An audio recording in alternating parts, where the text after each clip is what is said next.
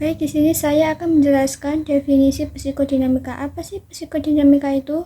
Psikodinamika merupakan salah satu pendekatan yang cukup tua. Tentu saja salah satunya disebabkan karena pendekatan ini merupakan pendekatan yang pertama muncul dalam dunia psikologi. Pendekatan psikodinamika ini berasumsi bahwa masalah-masalah si pasien disebabkan oleh tekanan psikologis antara alam bawah sadar dan kenyataan yang ada dalam kehidupan individu. Pendekatan ini dipelopori oleh Freud, di mana ajarannya pun menjadi konsep utama dari terapi psikodinamika. Teori psikodinamika ditemukan oleh Sigmund Freud pada tahun 1856 sampai 1939. Dia memberi nama aliran psikologi yang dia kembangkan sebagai psikoanalisis. Banyak pakar yang kemudian ikut memakai paradigma psikoanalisis untuk membangun teori kepribadiannya, seperti Carl Gustav Jung, Alfred Adler, serta tokoh-tokoh lainnya. Selanjutnya yaitu definisi psikologi analitik. Psikoanalitik merupakan salah satu teori terkait psikologi yang dikembangkan oleh Carl Gustav Jung, yang mana secara sederhana dia berusaha menunjukkan bagaimana menggali pengalaman masa lampau untuk lebih memahami masa sekarang dan masa depan. Jung menekankan pentingnya menafsirkan mimpi sesuai dengan fungsinya dalam kehidupan psikis manusia. Dalam perspektif Jung, keberadaan manusia merupakan fungsi dari psikis jiwa atau manusia, dan kejadian-kejadian yang dialami manusia merupakan terjemahan dari bagian-bagian bahasa psikis manusia. Jasa dari Jung adalah dia secara empiris dapat menunjukkan alam tak sadar yang lebih dalam dari ketidaksadaran pribadi dan yang bersifat kolektif sebab dimiliki oleh seluruh manusia budaya lain. Di sini saya akan menjelaskan tentang teori kepribadian psikodinamika. Teori psikodinamika dikembangkan oleh Sigmund Freud. Psikodinamika dapat dipandang sebagai terapi dan sebagai aliran psikologi. Sebagai aliran psikologi, psikodinamika banyak berbicara mengenai kepribadian, khususnya dari segi struktur, dinamika, dan perkembangannya. Struktur kepribadian menurut Freud, kehidupan jiwa memiliki 3 tingkat kesadaran, yaitu sadar, prasadar, dan tak sadar. Sampai dengan tahun 1980-an, teori tentang konflik kejiwaan hanya melibatkan 3 unsur tersebut. Baru pada tahun 1923, Freud mengenalkan 3 modal struktural yang lain, yaitu ide, ego, dan superego. Struktur baru ini tidak mengganti struktur lama, tetapi melengkapi gambaran mental terutama dalam fungsi dan tujuannya, yang masing-masing memiliki asal, aspek, prinsip operasi, dan perlengkapan sendiri. Selanjutnya, ide adalah sesuatu yang primitif atau purba, khas dan tidak terakses oleh alam sadar, tidak dapat diubah, amoral, tidak logis, tidak terorganisasikan, dan selalu dipenuhi energi yang diterimanya dari dorongan-dorongan dasar menuju pemuasan prinsip kesenangan. Namun, karena dia mencari dengan membabi buta pemuasan prinsip kesenangan, kelangsungan hidupnya bergantung penuh terhadap perkembangan proses sekunder yang membawanya untuk melakukan kontak dengan dunia eksternal. Yang kedua, ego. Ego adalah struktur kepribadian menurut Freud yang berurusan dengan tuntutan realitas. Ego disebut badan pelaksanaan kepribadian karena ego membuat keputusan-keputusan rasional. Ide dan ego tidak memiliki moralitas. Ide dan ego tidak memperhitungkan apakah sesuatu benar atau salah. Menurut Freud, ego menjadi terbedakan dari ide ketika bayi mulai belajar membedakan diri mereka dari dunia luar. Yang ketiga, superego. Superego adalah struktur kepribadian Freud yang merupakan badan moral kepribadian dan benar-benar memperhitungkan apakah sesuatu benar ataukah salah. Ada 2 aspek superego. Pertama adalah nurani, yang merupakan internalisasi dari hukuman dan peringatan. Sementara yang kedua disebut ego ideal.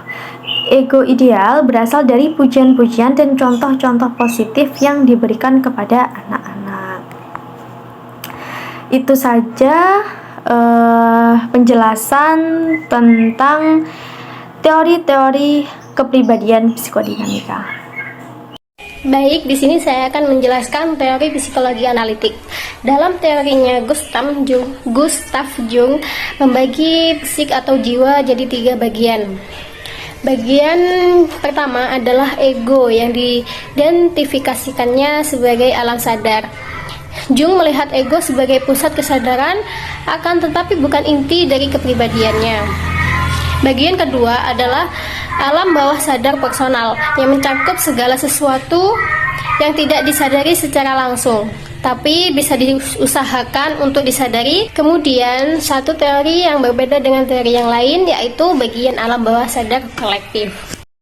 Dan selanjutnya saya akan menjelaskan implementasi teori psikodinamika dan psikologi analitik di dalam BK. Yang pertama yaitu implementasi psikodinamika.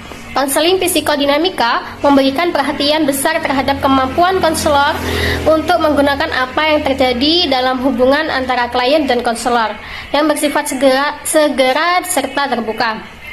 Untuk mengeksplorasi tipe perasaan dan dilema hubungan yang mengakibatkan kesulitan bagi klien dalam kehidupannya sehari-hari. Tujuan dari konseling ini adalah untuk membantu klien mencapai kesadaran dan pemahaman terhadap alasan di balik masalahnya.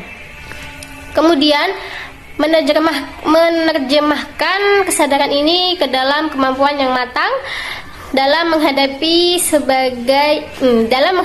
berbagai masalah di masa mendatang. Tokoh dari teori ini adalah Sigmund Freud, yang mana metode pengobatannya disebut dengan psikoanalisis. Ketidaksadaran menurut Freud adalah bagian dari kehidupan mental seseorang yang berada di luar kesadaran langsung. Dalam pandangan Freud, membagi pikiran manusia ke dalam 3 wilayah, yaitu ID, ego, dan superego. Oke, lanjut. Ada 4 prinsip dasar yang mendasari konseling psikodinamika. Singkat, keempat prinsip tersebut yaitu krisis perkembangan, diinternalisasi sebagai bagian dari sel. Krisis perkembangan diidentifikasikan secara luas sebagai kejadian-kejadian personal atau lingkungan yang menimbulkan stres, trauma, atau konflik individual. Pengalaman-pengalaman saat ini yang penuh tekanan dan memunculkan kecemasan menggerakkan skema pada krisis perkembangan awal dan mendorong munculnya kembali tingkah laku prototipe bagi usaha pemecahan tiap-tiap krisis. Prototipe dapat berupa tingkah laku keberhasilan dalam mengatasi krisis-krisis sebelumnya. Pengalaman-pengalaman psikologis tertentu, pikiran, perasaan, dan tindakan muncul dalam energi, tenaga psikologis, motivasi secara dinamis, saling mempengaruhi. Pengalaman-pengalaman saat ini yang penuh tekanan dan informasi yang dinamis dan konfliktual diproses, diterima, dicamkan, atau diolah dan diingat tanpa kesadaran kecemasan. Penyadaran kembali terhadap pengalaman-pengalaman yang tidak disadari sebelumnya diasumsikan menjadi dasar perubahan, dan dengan cara demikian klien memperoleh kesempatan untuk memikirkan, menyadari kembali pemahaman yang menguasai. 2. Implementasi psikologi analitik. Jung melihat neosisi sebagai upaya seseorang untuk mendamaikan aspek kontraktif dalam kepribadian satu sisi jiwa, yaitu sadar, adaptif, personal, sosial, mungkin dominan pada diri kita dibanding dengan sisi gelap yang merupakan aspek tak sadar diri. Metode khusus psikoterapi, Jung tidak memiliki perbedaan yang tegas dengan prosedur seperti yang dilakukan Freud.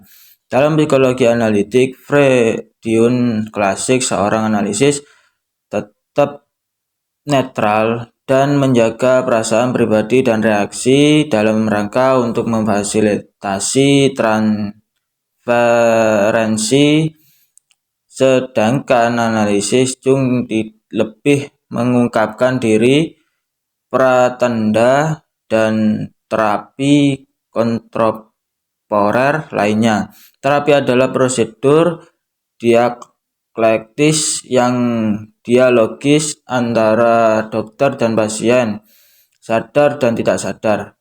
Proyeksi dan transferensi memainkan peran penting dalam analisis Jung, walaupun Jung menambahkan konsep Freud mengenai transferensi.